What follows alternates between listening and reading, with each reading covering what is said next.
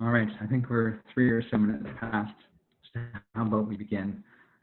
Welcome, everyone. Thank you so much for joining us today. Oops. We're going to be discussing GA4GH Passports. This is the first of 2 webinars in the series.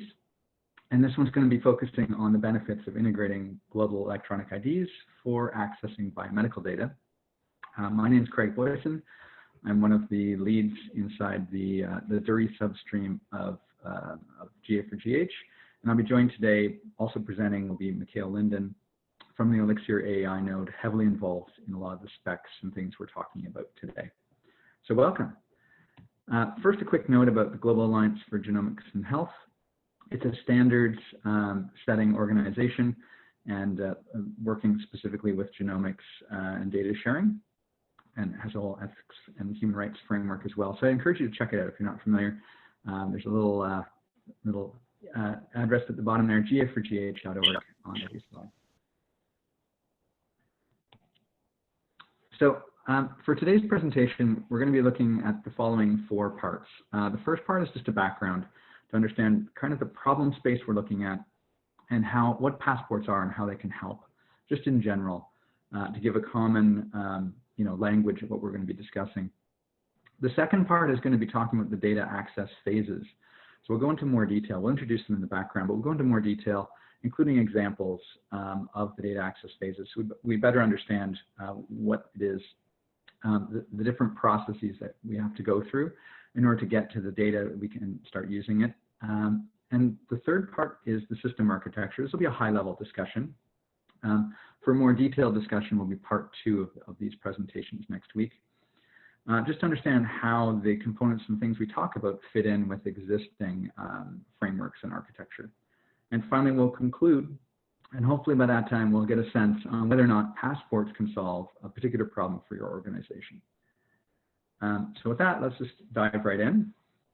I wanted to start with a basic premise of not all data is equally sensitive. That there can be tiers of data, and specifically we can break things into 3 tiers. There's a public tier where anyone on the internet can go and access data, and that can be appropriate for some data. At the other end of the spectrum, shown here in red, is controlled access, where you'd want to have a more sensitive data that has a much more regimented process around who gets access, and make sure that the people who are getting access are doing so that meet the terms and needs of the consented data. And because of those 2, there's also a middle ground that can make sense in a number of cases, and it's called registered access. It's where it's not really just open to anyone who can point a web browser or a tool at some data. There is a vetting process where someone would have an account, and they would show that they're a researcher, and also agree to certain ethical code of conduct. And that would allow them to get to some data as well. And so really these are different levels and tiers of data access that may be appropriate.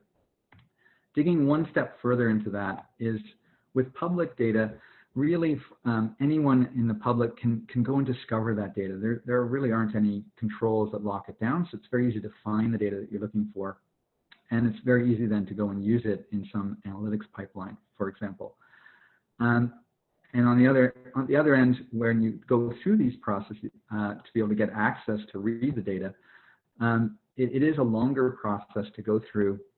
And so the question then comes, how do you know you even want to apply and get access to that data? And so if you can't read it, how do you know it has useful data for your research? And so the question is, in order to discover that data, is it possible to set up a public access endpoint that doesn't just expose all the data but gives you a sense on what it has? Or is there something maybe in the middle ground here, and that's where the registered access is, where perhaps the original full set of data doesn't get exposed as such. Maybe it's a certain subset that isn't as sensitive. Ideally, it doesn't have PII exposed, but you still want to put a layer on top of it where someone can log in, agree to the ethical terms, and show that they're a researcher, and then they can either use a particular tool represented by the funnel on the right of that diagram, and they're using that tool to be able to access a certain slice of the data. And Or they can use a standard, like GA4GH has a standard called Beacon, which allows certain genomics queries to go through, and it constrains them enough that only you can get basically a yes/no answer. Or with registered access, maybe you're willing to expose a little extra metadata back because you're a little more confident it's a researcher who's looking at this and who's agreed to the ethics terms. So registered access could be used in other scenarios, but this is a very common one.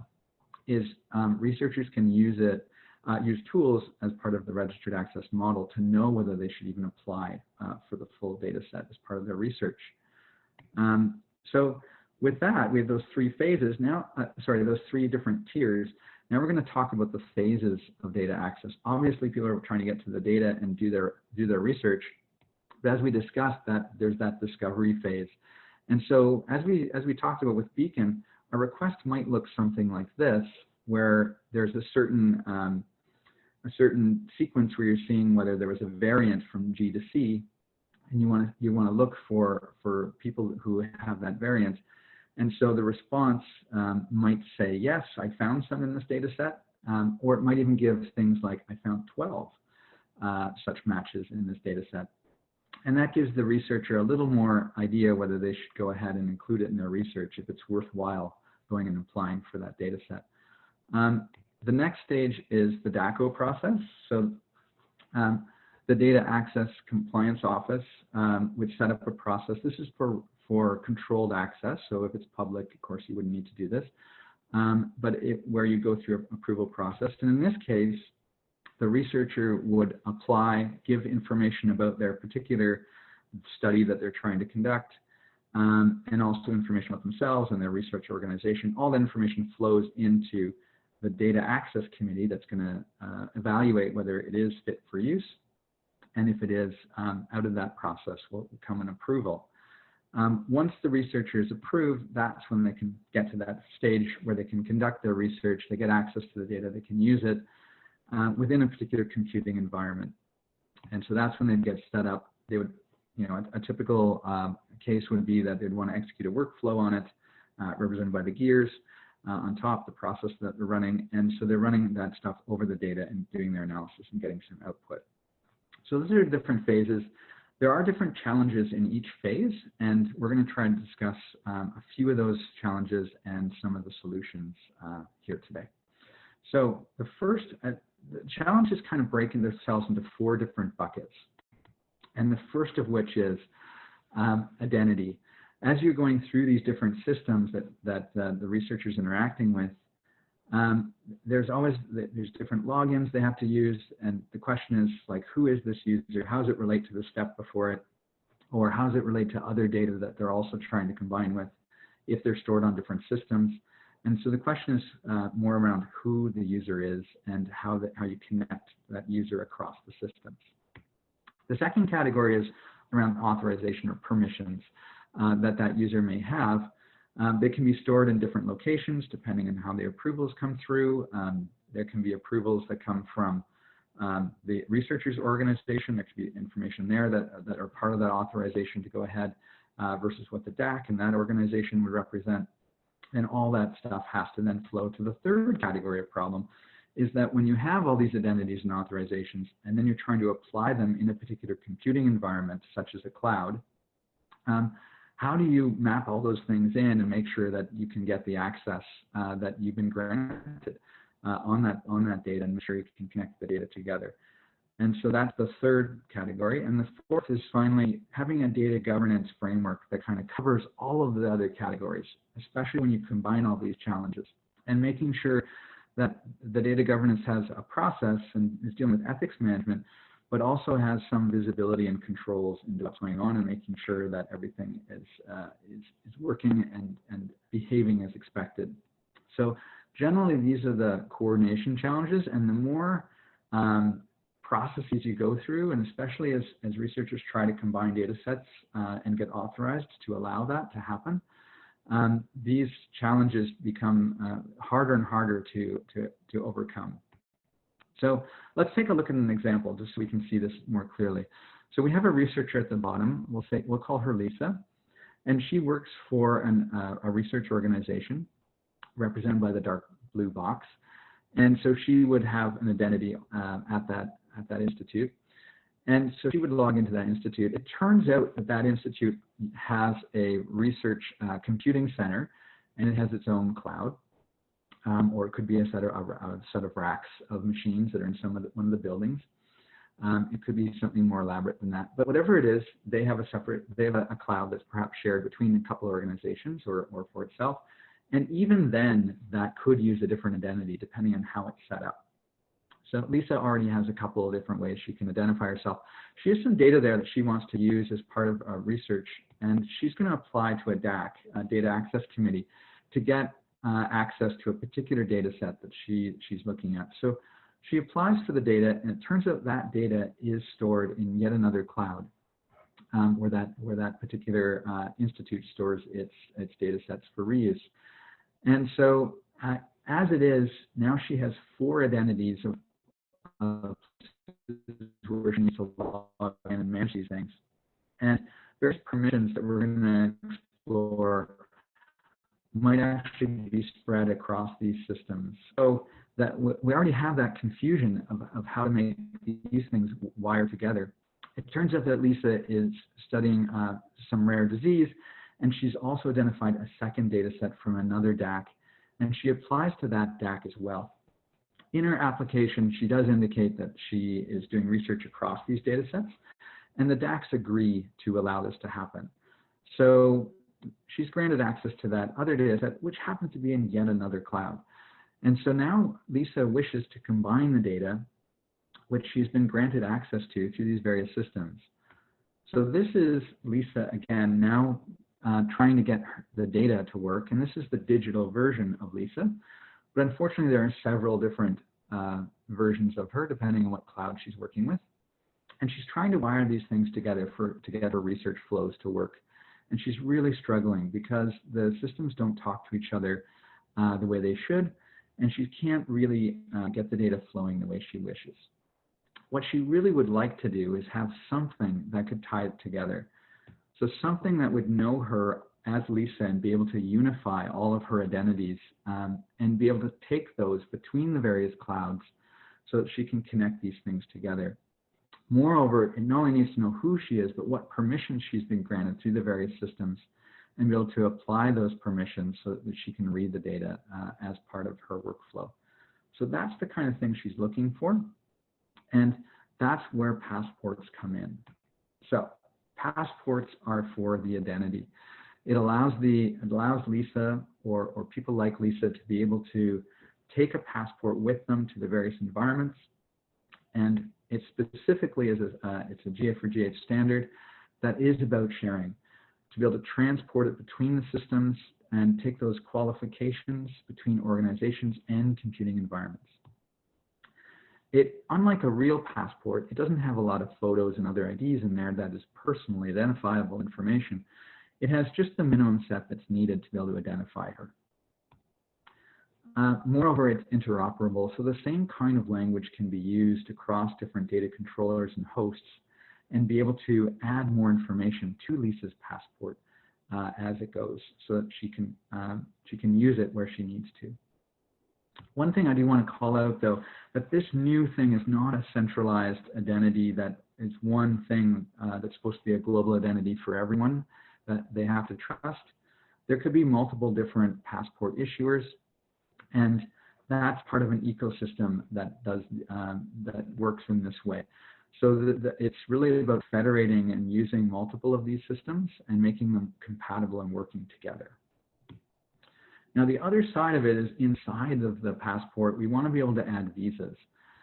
Visas are particular access grants. It's a set of, the visas are a set of qualifications and permissions that get added in. And so it's a way to securely collect them from various sources and add those visas into a passport. And it can give specific, explicit permission for, let's say, a particular data set. So you could have a visa that represents access to a certain data set for a certain length of time. Visas could also, instead of being explicitly naming a data set, they could also be considered more like group membership. It could say that Lisa is a researcher at Stanford Medicine, for example, And in some ways, you can treat that as not saying what you're allowed to do, but just saying that's who I am, and whatever permissions a researcher at this institute or a researcher in general is able to do, that could be used as a permission as well. Visas don't do entire group management, but you can think of it a little bit this way.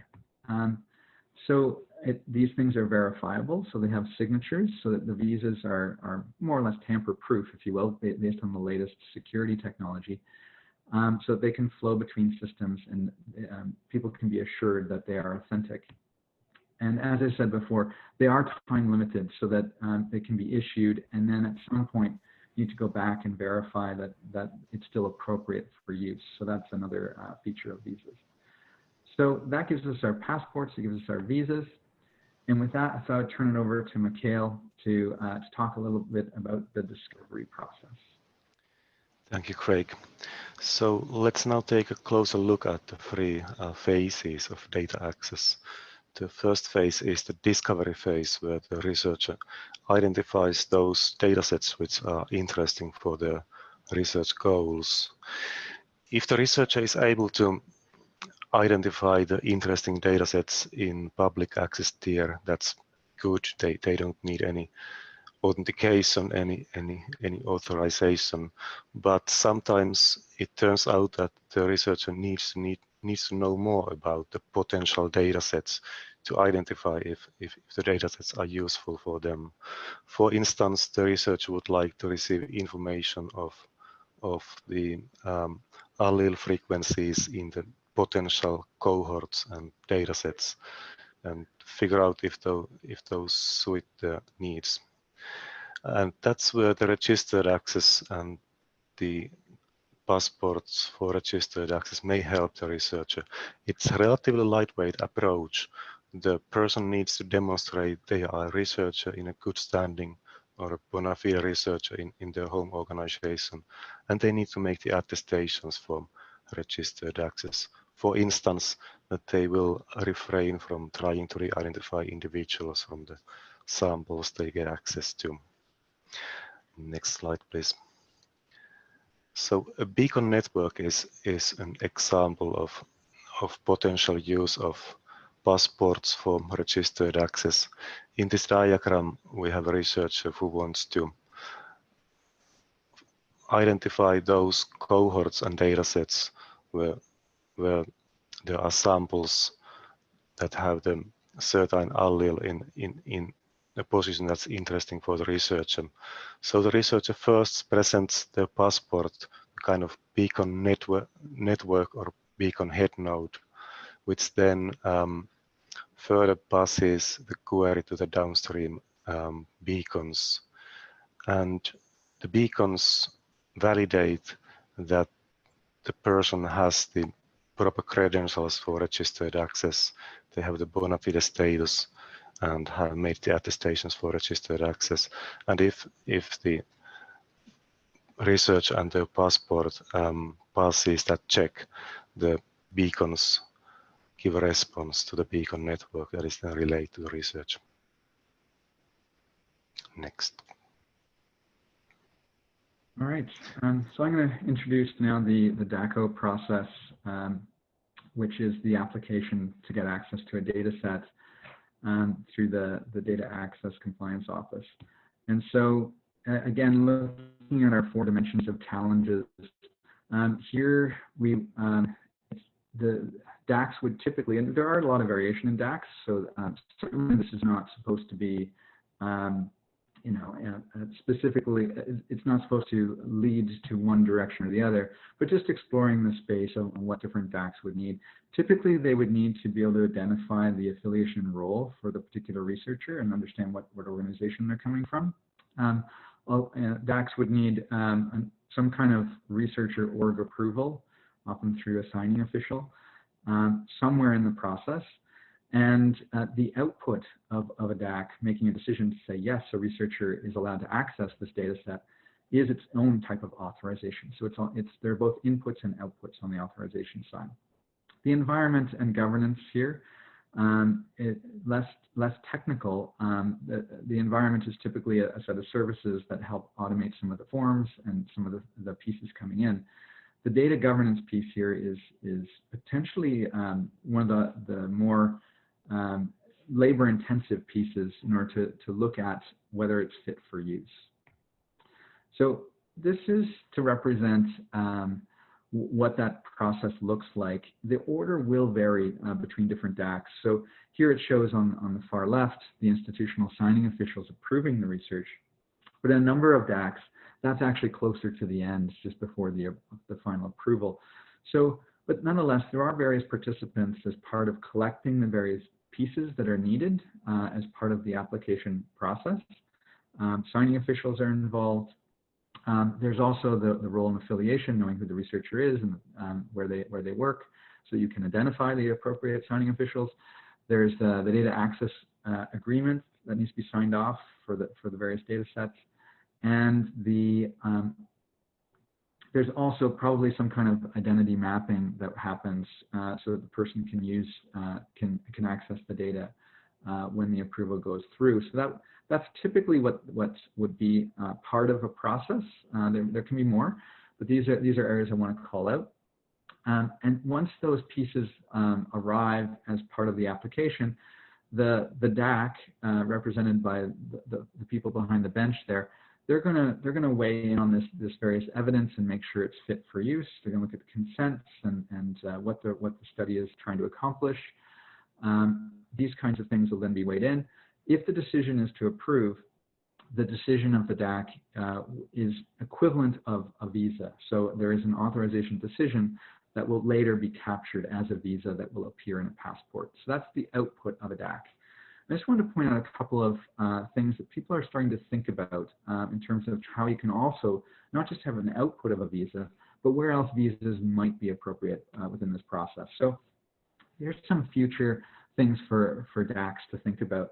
One of which is any manual process for verifying the role and affiliation of the applicant.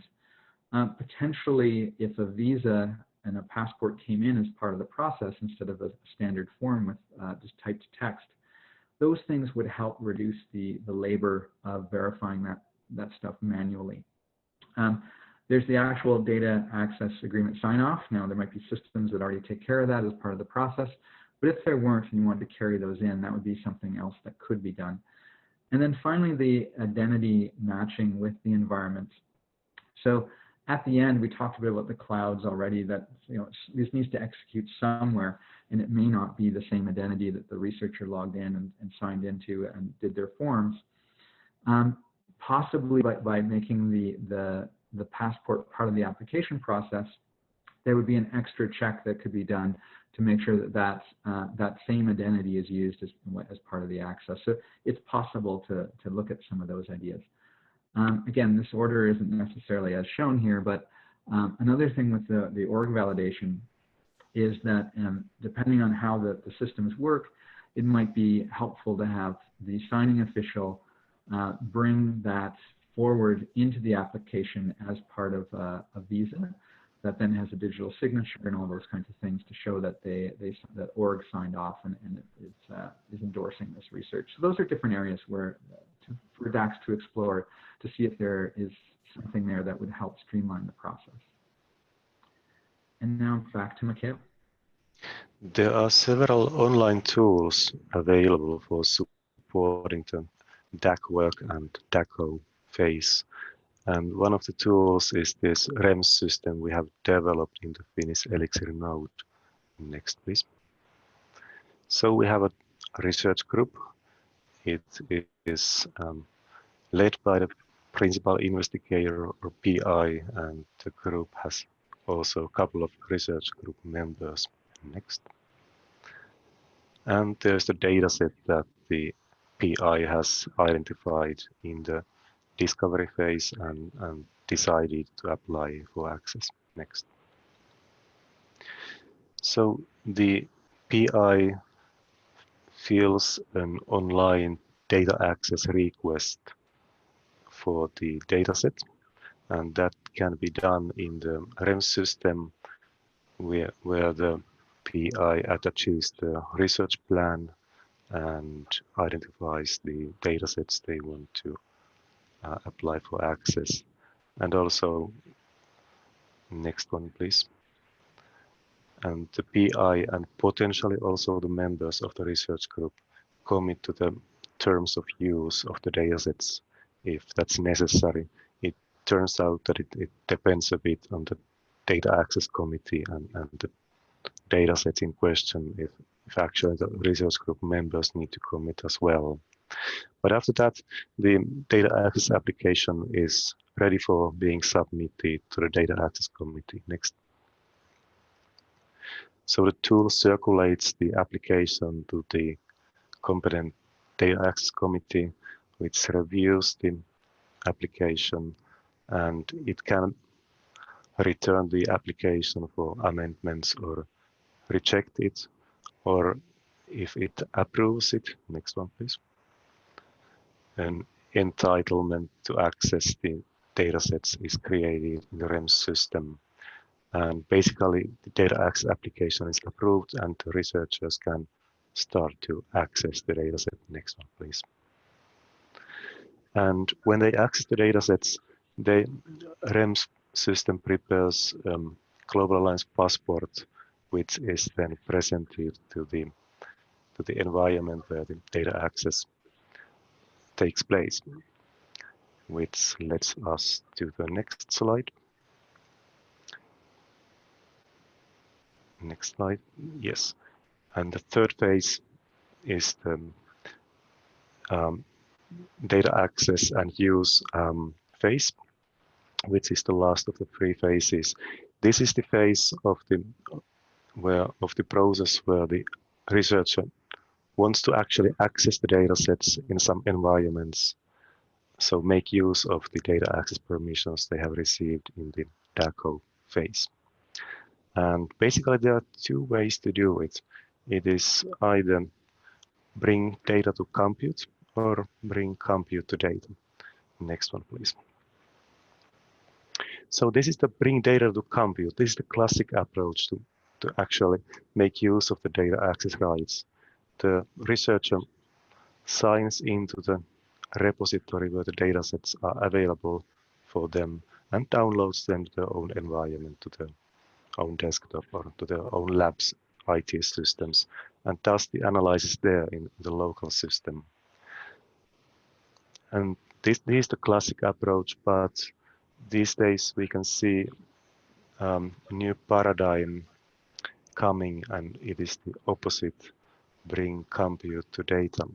And next one, please. So in the bring compute to data paradigm, the researcher doesn't download the datasets to their own environment. Instead, after receiving the data access permission from the competent data access committee, the researcher can decide in which environment they want to access the datasets, and they can bring their own software, their own tools and analysis pipelines to the environment where the dataset potentially exists already for analysis. So the idea is that in addition to the kind of master dataset, there may be copies of the datasets in a small number or large number of data centers or clouds, which has also compute capacity available for the researchers, and the researcher can log in there, present the passport they have received from data access committee, and have access to the files and run their analysis and receive the results. For instance, the Global Alliance Cloud workstream is preparing and has prepared specifications for how that kind of analysis can happen, what kind of APIs there are, like workflow and task execution services, which can potentially access sensitive controlled access datasets in any of the cloud environments where the analysis takes place. Next one, please. Sure, I can talk a bit about the benefits of bringing compute to the data. We saw that there's two models. There's the classic model and the new model. But it really is a powerful model. So let's explore why. Let's start with just looking at the security improvements. I mean, basing things on better security is always a good footing. And so by bringing those tools and processes to the data, it allows the data to stay where it is and not be downloaded and floating around. Obviously, as soon as you download that data and you have multiple copies floating around, there's always runs the risk of whether that data is going to be exposed by accident. It definitely could be that viruses or other things can play a role. There are more concerns around how you're going to continue to secure that data if you have copies that end up floating around. So by keeping them in place, it really helps. It also gives a better audit log control by giving it by having these more central copies that have audit logs. But once it exits these environments, it's not really known who's accessing it or for what reasons. The next layer is dealing more with the regulatory and compliance issues. So by having the data in place, it allows you to do things like if data is only available within a certain jurisdiction, such as this data set must not leave the UK. By letting people bring their compute to the data, it allows compute to continue on that data without violating these kinds of regulations. So it opens up for more possibilities. There's other data governance features here as well by keeping it in place and being able to know what is happening to the data. So all of this, these bottom three layers are benefits by just keeping the data where it is. But let's discuss some of the benefits for the researcher as well, which is there are cost savings and potentially improved productivity by not having to make these copies and not having to wait for all these downloads to occur and the errors that can occur. There can be egress costs and other things associated with this as well, not just the time costs. But once you have these bottom three layers and you already have all of these benefits, now you can really accelerate a few things. So one of them is just the cloud scale. And here when we're talking about cloud, it could be any cloud. Like it can be a private cloud or a public cloud. It could be any cloud that meets the regulatory and compliance requirements for the data set for security and other compliance standards. And once you have that in place, now you can do compute on demand at a massive scale. Instead of having machines you're only using occasionally, you can grab more machines and use them for the period that you need them. And that can speed up the analysis, or you can do more analysis for that period of time. And that also has its own savings and improved quality of research in some cases as well. And then looking towards the future, at the top of the pyramid are some of the more advanced tools. These can be the big data type tools that can help answer questions that were not previously possible. So it can find correlation between things across data that perhaps wouldn't have been discovered otherwise, and the researcher wouldn't have necessarily downloaded or saw that correlation. And so by having this massive amount of computing power and having all of the entire data set in place, these advanced tools have the breadth and to be able to offer these deep analysis and help augment what the researcher is already doing. And at the higher end of the advanced tools are things coming over the next few years related to machine learning and artificial intelligence that can make even more discoveries and make research accelerate even faster. So even though we have all the challenges we talked about earlier when we talked about bringing basically bringing the compute to the data, there are a lot of benefits of taking this approach. So back to Mikhail. So if you plan to design a system which brings compute to data, you will soon find that identity and passport becomes a key. It is really the clue between the three corners in this diagram. The researcher needs to demonstrate that they are affiliated with the home organization which has signed the data access agreement with the competent data access committee, because it is the home organization that formally signs the data access agreement, not the researcher as a private themselves. So confirming that affiliation is needed. On the other hand, when the researcher has confirmed they are from proper home organization, they need to carry their passport to the environment where the data access takes place. And that's the way where the passport kind of glues together the home organization role and affiliation of the researcher with the approved data access agreement and controlled access grant, so that the access control can be enforced properly in the computing environment. Next slide, please. And this is how we actually do it in the context of Elixir and Elixir AAI, which is the passport broker we have in the Elixir research infrastructure. So at first, the researcher authenticates, potentially using their home organization logins, so those usernames and passwords they have received from their home university or research institution or other organization. And then now Elixir Passport Broker knows who the researcher is, and the next step is to combine the researcher's identity with the data access permissions. And to do that, in Elixir, we consult the European Genome Archive, the European main data archive for sensitive data, and ask what are the permitted datasets for this authenticated user. And based on that, the Elixir Passport Broker compiles a passport that is then presented and exposed to the environment where the data access takes place.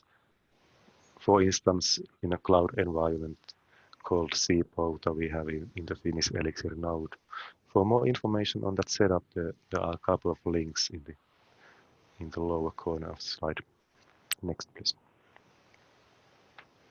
Okay, so now we've done a lot of the background that's needed, so we can talk more about how these different pieces and components fit into systems that are already existing, and how you would augment those systems to be able to support passports.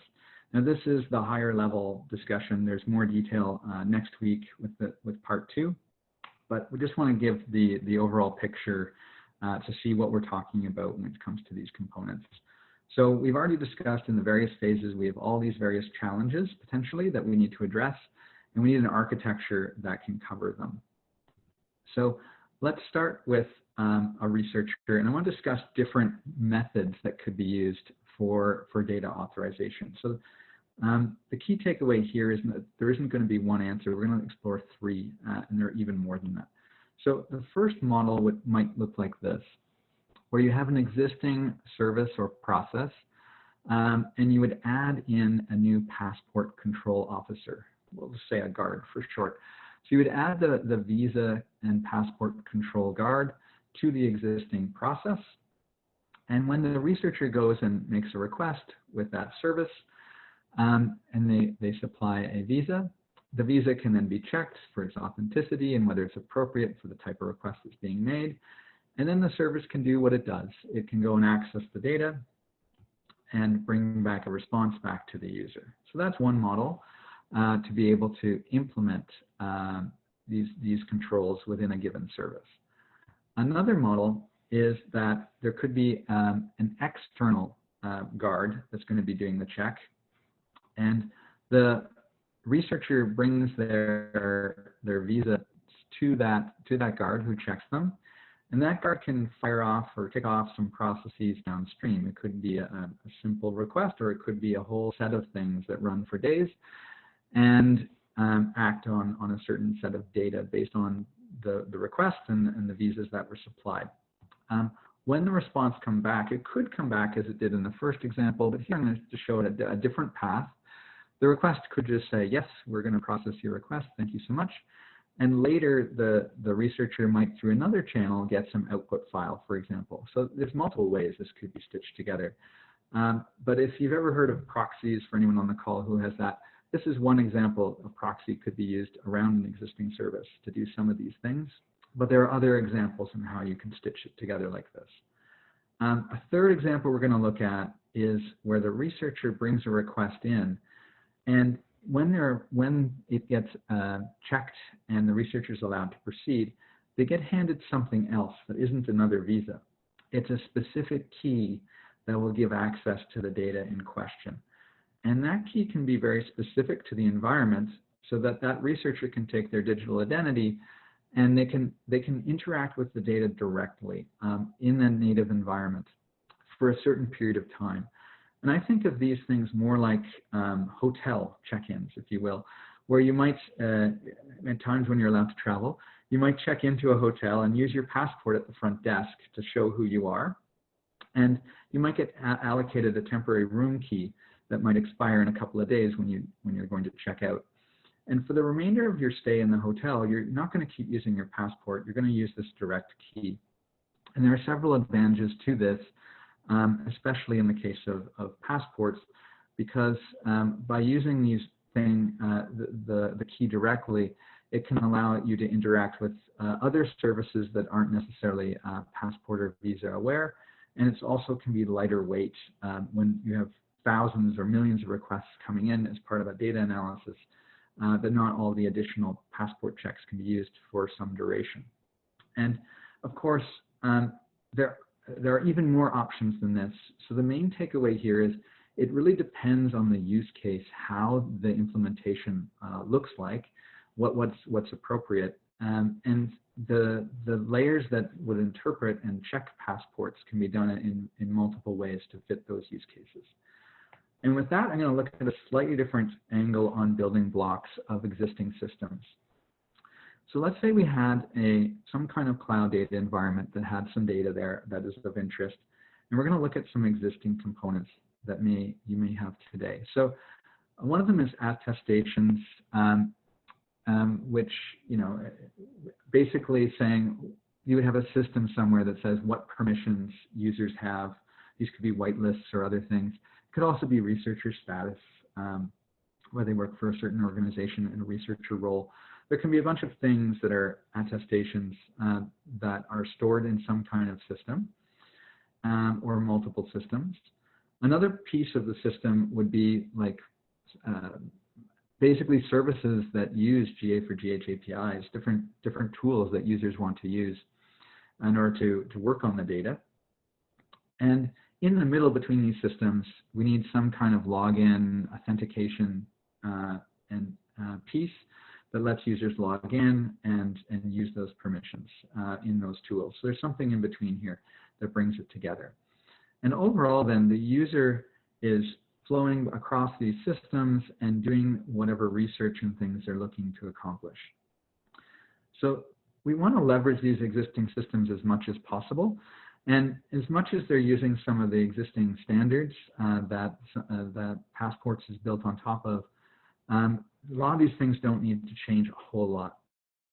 What we can do to start adding in Passports is taking those permissions and status blocks in yellow along the left and basically wrapping them or augmenting the existing services so that they can output visa-looking formats.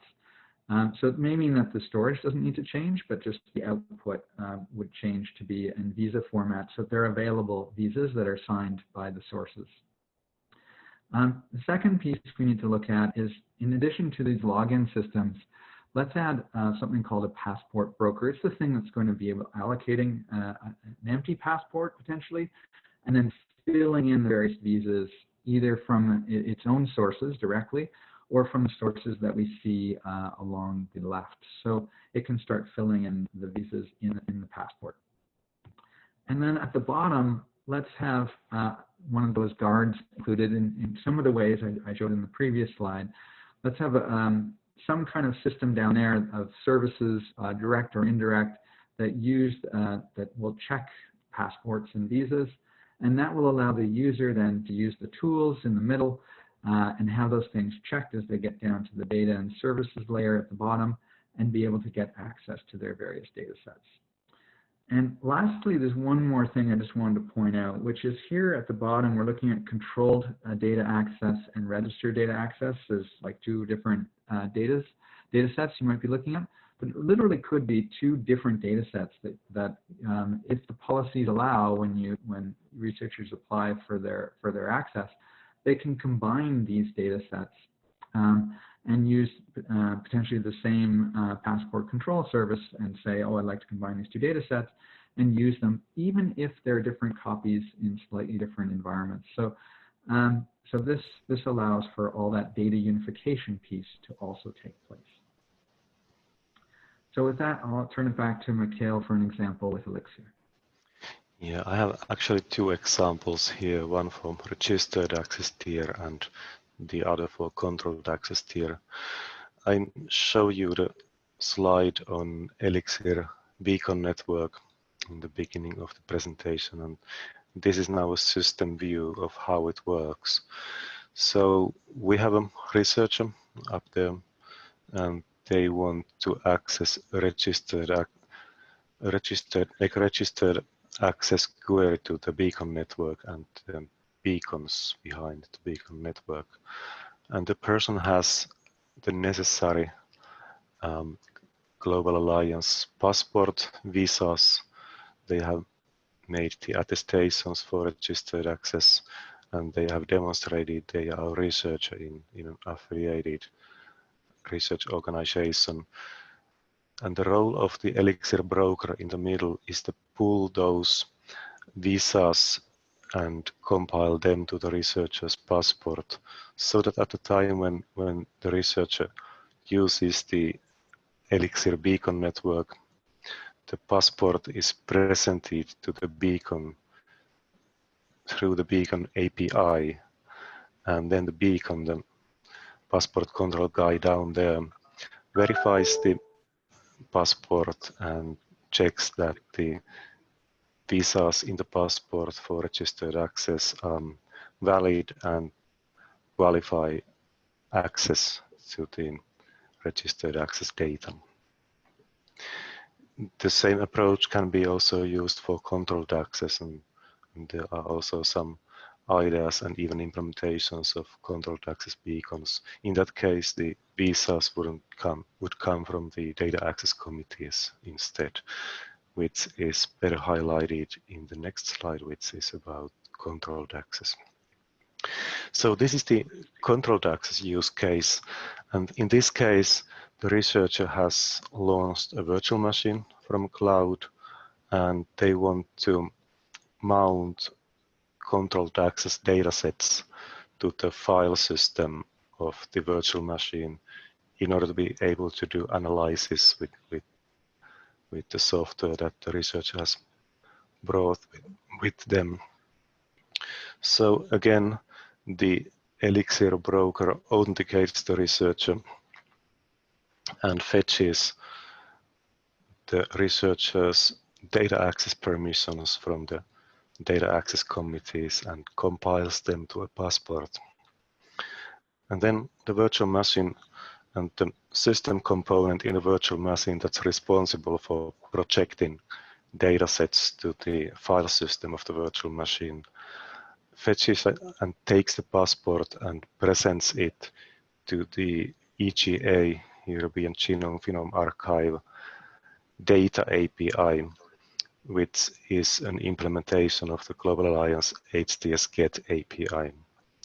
And the EGA data API validates the passports and visas and check to which datasets they qualify, and that the data access permissions are still valid, and start streaming back the controlled access datasets to the virtual machine so that they are projected to the virtual machine's file system as mounted files. Next slide. Great. All right, so here we are to the conclusion. So I just wanted to quickly circle back to the challenges presented earlier. So we had the identity, authorization, computing environment, and data governance. So let's just see how passports play a role here. So with identity, it gives us a way to unify the various identities across the systems and organizations.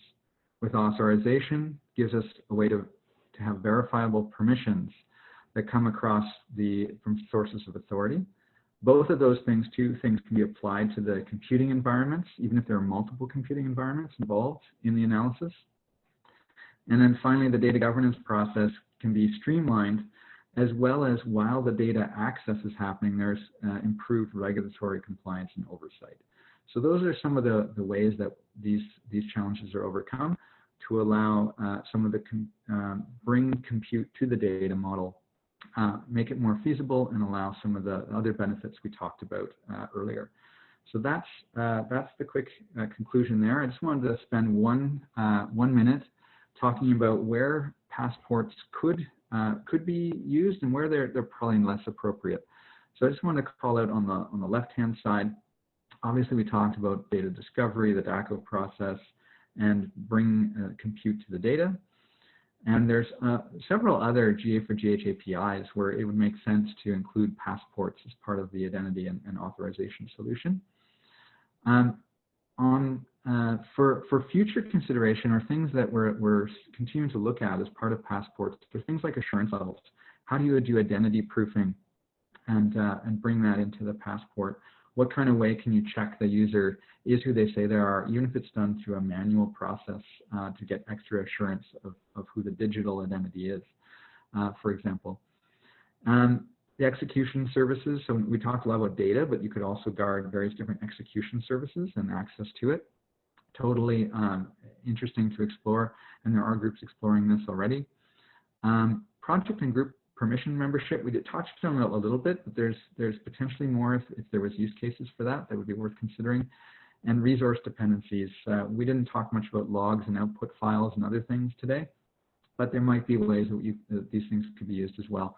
Things where it's probably less appropriate is when you're doing the data to compute. Once you download the data and leave a secure environment, the passport really doesn't have a whole lot of jurisdiction or support in those environments.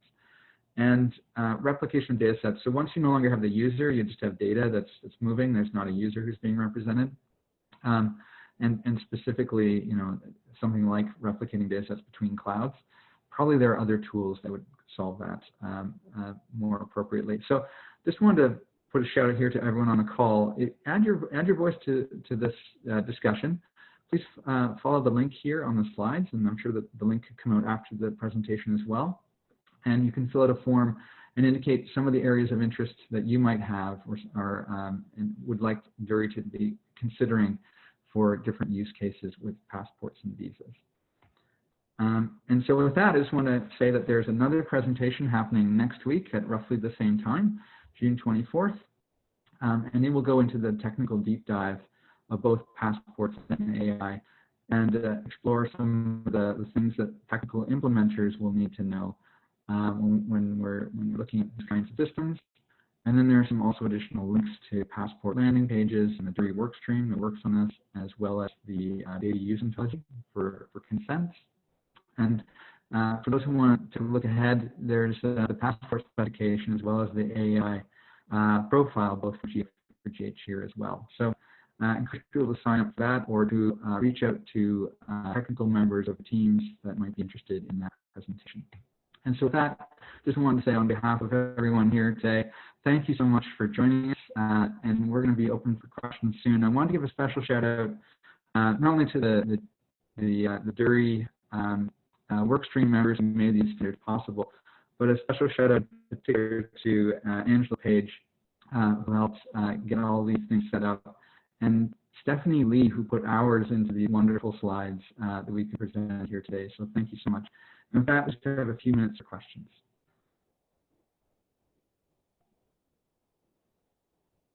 Hi, Greg. It looks like we've got a bunch of questions put into the Q&A. I'm not sure if you can see them there.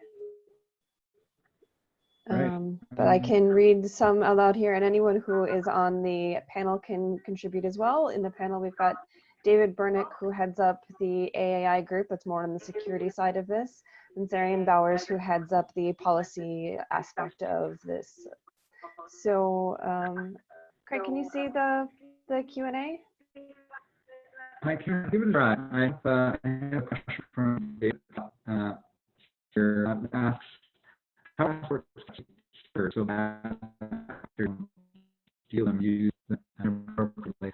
Great question, really good question for next week's presentation. So if you want more details on how to keep them secure and some of the things to think about, I definitely would check out the next week's presentation.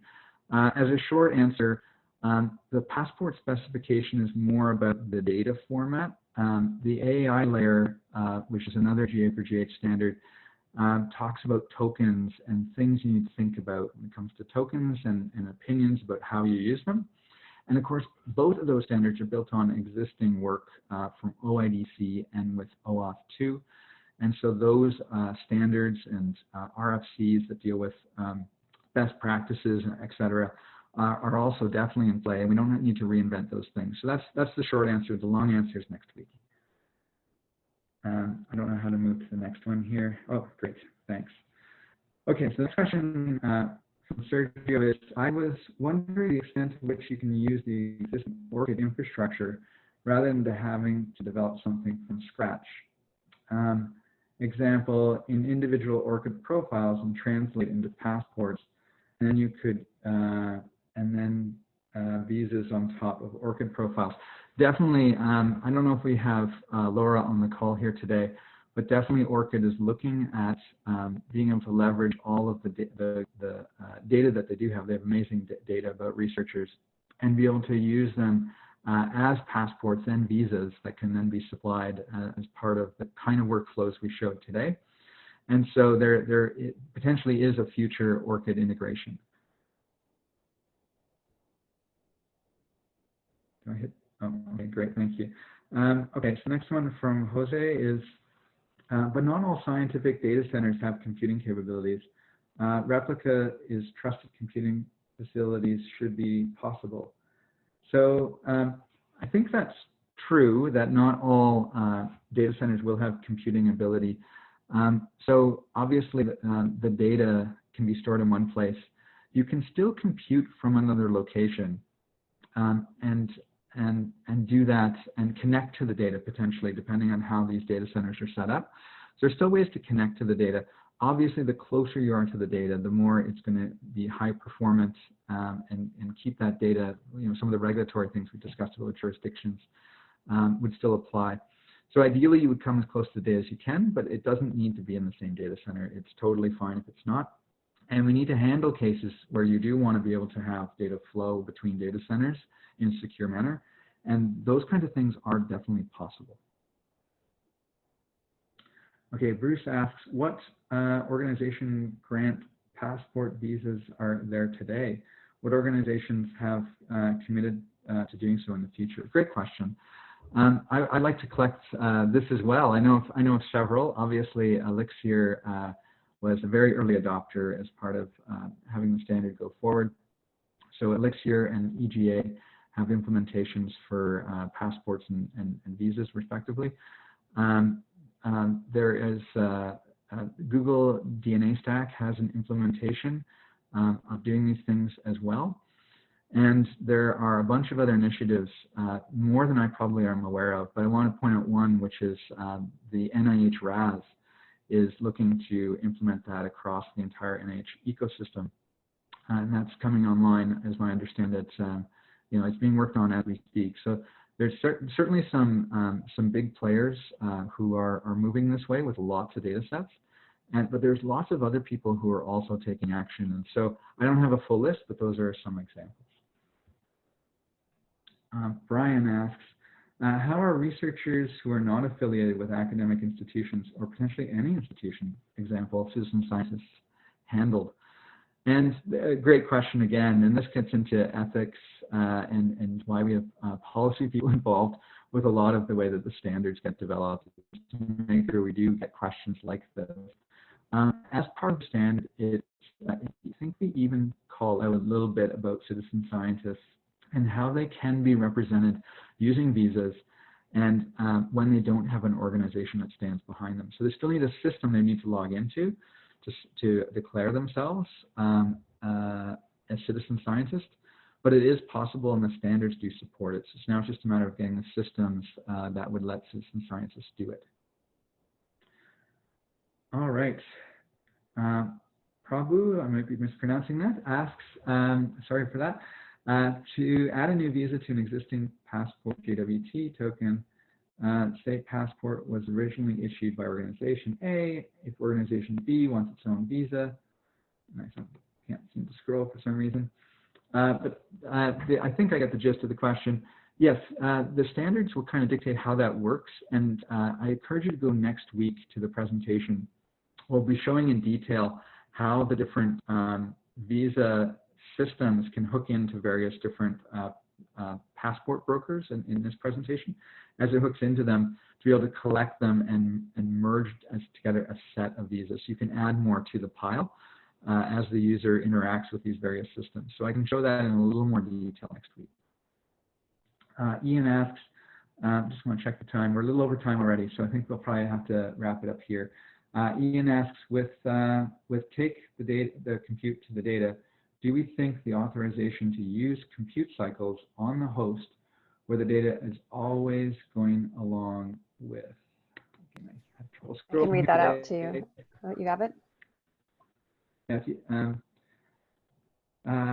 along with having been granted access to the data, I suspect not. DACs generally have authority over the compute resources. Yes, I would say that where the data is being placed, basically the DACs will have control over the data itself, but not necessarily the compute resources for that center. I don't want to make a general statement because it probably does vary. The compute cycles may or may not be available depending on the cloud and environment, but in a number of cases they are available. And so the researcher can bring and be charged for the compute that they're going to be using in several different types of clouds. And while the data controller and host provides the data within that environment. And there's a way to bridge those two things together. And so it's definitely possible, and we can show more of that as we go forward. So I think given we're a little over time, I want to thank everyone for their questions and participation today. Hopefully you got some useful information out of this, and looking forward to seeing you again, or some of your colleagues next week, dealing with some of the more detailed implementation. Thank you so much.